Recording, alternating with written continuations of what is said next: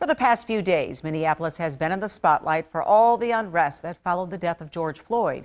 Some artists are now trying to paint a very different picture of the city and honor his life and legacy. Fox 9's Maury Glover is live in Uptown with more on some of the beautiful works of art that they've been creating. Hi, Maury.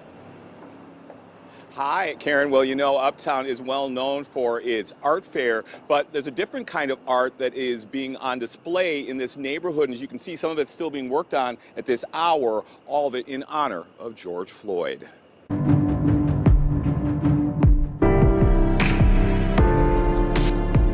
A lot of people didn't know what happened on the bridge, and it could have been a lot more traumatic. Antoine Jenkins and Josh Brown were on the 35W bridge when a semi drove into a crowd of protesters. Even though no one was hurt, they're turning that chaotic experience into a work of art. A semi truck driving into a bunch of people seated on the ground going 60 miles an hour, and nobody getting hurt is a miracle. So we just decided that we had to get it out. And we feel like George saved us that day. Their mural at Spy House Coffee is one of dozens that have popped up in Uptown since many businesses boarded up their doors and windows after they were broken out or looted during several nights of unrest late last week. Some of the paintings have been organized by the Uptown Association, which puts on the Uptown Art Fair every summer, while others have been more spontaneous from artists who saw the plywood boards as empty canvases. We just want to bring some positivity to the area, to the community, and just bring the community back together. And this is such a positive way to do that.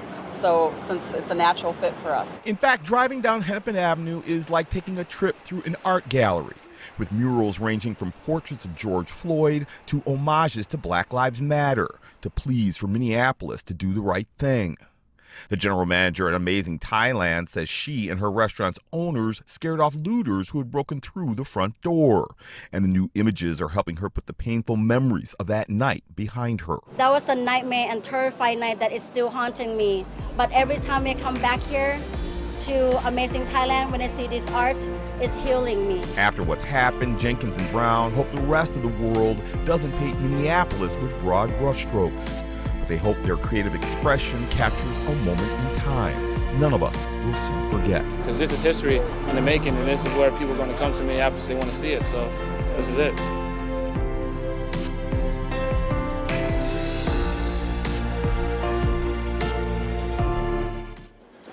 Now, these murals should be up for the next few weeks, but after that, the Uptown Association says they're looking at a couple of different options. One would be to put them on some sort of permanent display around Calhoun Square. The other would be to raffle them off to help some of the businesses that have been hurt by all the unrest. Karen, back to you. Maury, you got your own set of wings out there. Pretty cool stuff there. All right.